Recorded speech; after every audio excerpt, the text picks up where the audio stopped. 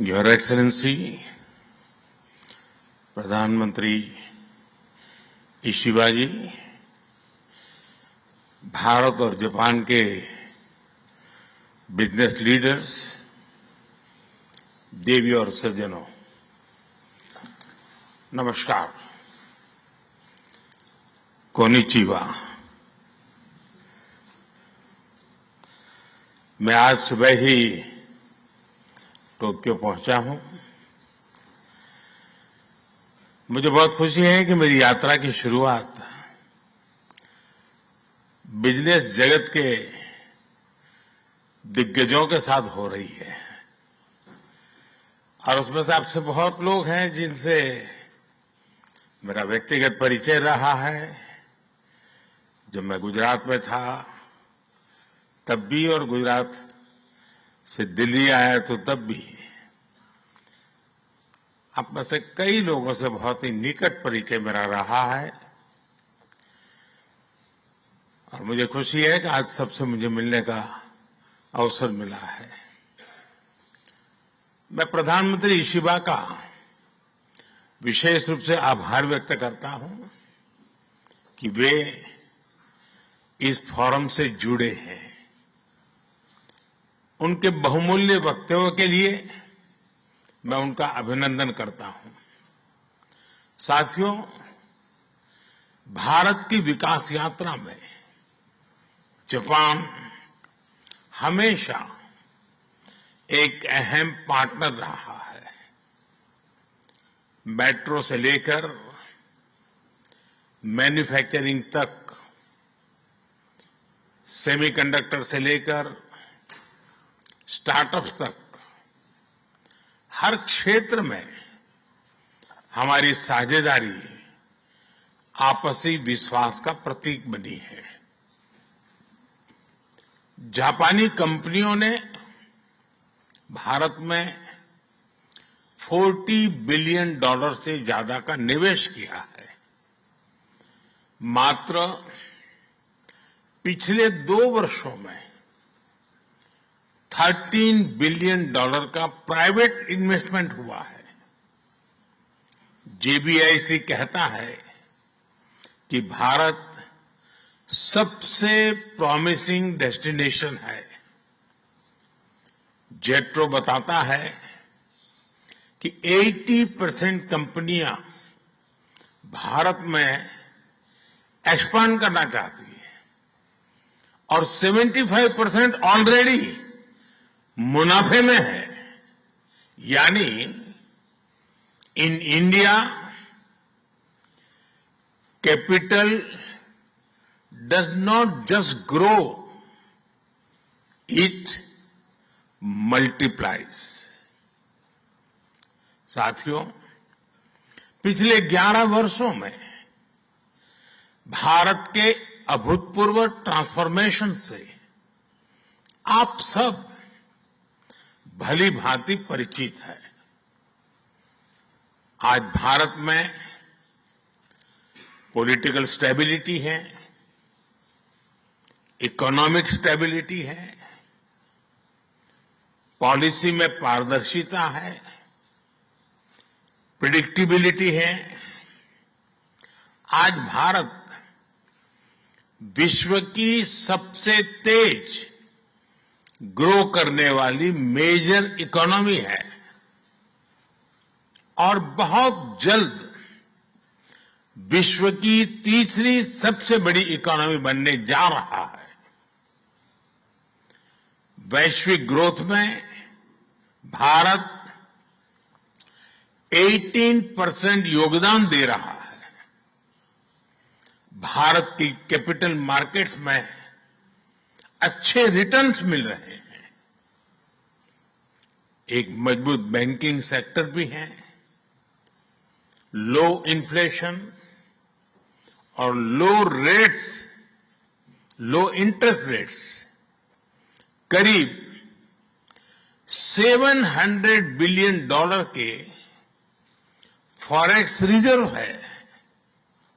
साथियों, इस बदलाव के पीछे हमारी रिफॉर्म, परफॉर्म और ट्रांसफॉर्म की अप्रोच है। 2017 में हमने वन नेशन वन टैक्स की शुरुआत की थी। अब इसमें नए और बड़े रिफॉर्म लाने पर काम चल रहा है। कुछ हफ्ते पहले हमारी संसद ने नए और सिंप्लीफाइड इनकम टैक्स कोड को भी मंजूरी दी है। हमारे रिफॉर्म्स केवल टैक्स प्रणाली तक सीमित नहीं है।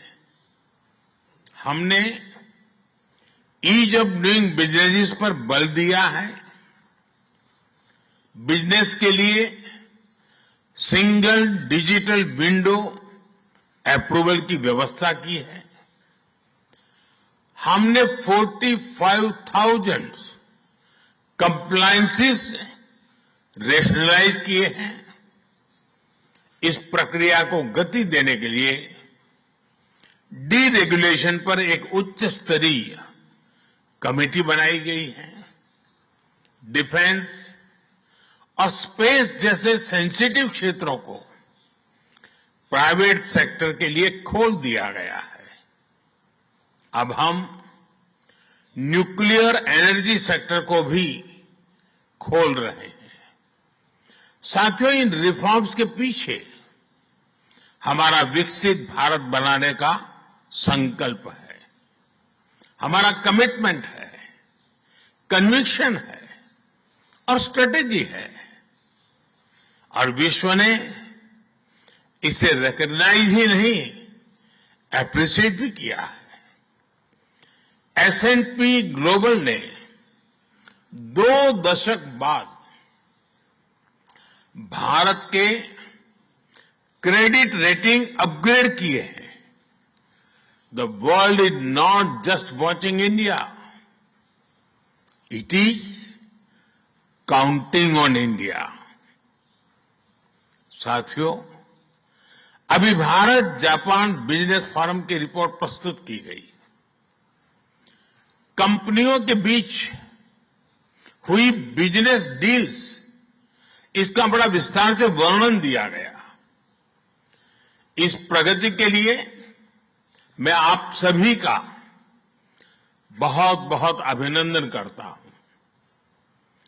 हमारी साझेदारी के लिए मैं भी कुछ सुझाव बड़ी नम्रतापूर्वक आपके समक्ष रखना चाहूंगा। पहला है मैन्युफैक्चरिंग। ऑटो सेक्टर में हमारी भागीदारी बेहद सफल रही है और अभी प्रधानमंत्री जी ने इसका विस्तार से वर्णन किया।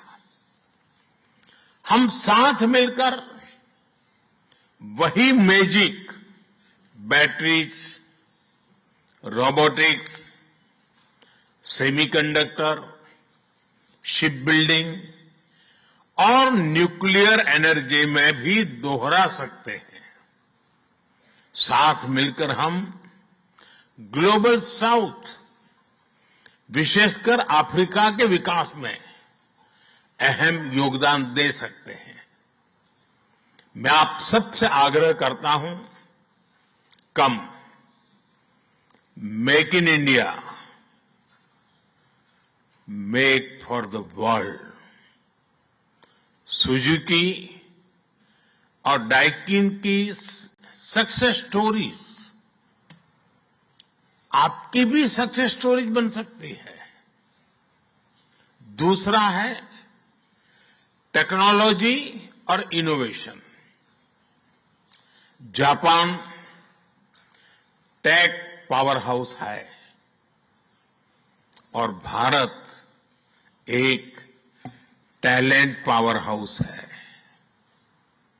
भारत ने AI, semiconductor, quantum computing, biotech और स्पेस में बोल्ड और एम्बिशियस इनिशिएटिव लिए हैं। जापान की टेक्नोलॉजी और भारत का टैलेंट मिलकर इस सदी के टेक रिवॉल्यूशन का नेतृत्व कर सकते हैं। तीसरा क्षेत्र है ग्रीन एनर्जी ट्रांजिशन। भारत तेजी से 2030 तक 500 गीगावाट रिन्यूएबल एनर्जी के लक्ष्य की ओर अग्रसर है। हमने 2047 तक 100 गीगावाट न्यूक्लियर पावर का भी लक्ष्य रखा है। सोलर सेल्स हो या फिर ग्रीन हाइड्रोजन, साझेदारी की अपार संभावनाएं हैं। भारत और जापान के बीच जॉइंट क्रेडिट मैकेनिज्म पर समझौता हुआ है। इसका लाभ उठाकर क्लीन और ग्रीन फ्यूचर के निर्माण में सहयोग किया जा सकता है। चौथा है नेक्स्ट जेन इंफ्रास्ट्रक्चर। पिछले एक दशक में भारत ने नेक्स्ट जनरेशन मोबिलिटी और लॉजिस्टिक इंफ्रास्ट्रक्चर में अभूतपूर्व प्रगति की है। हमारे पोर्ट्स की क्षमता दोगुनी हो गई है। 160 से ऊपर एयरपोर्ट्स हैं। 1000 किलोमीटर लंबी मेट्रो लाइन बनी है। जापान के सहयोग से मुंबई और अहमदाबाद हाई स्पीड रेल पर काम चल रहा है। लेकिन हमारी यात्रा यहीं नहीं रुकती। Japan's excellence and India scale can create a perfect partnership. पांचवा है स्किल डेवलपमेंट और पीपल टू पीपल टाइज।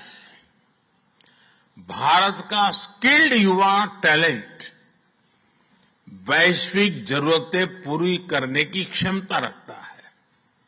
इसका लाभ जापान भी उठा सकता है।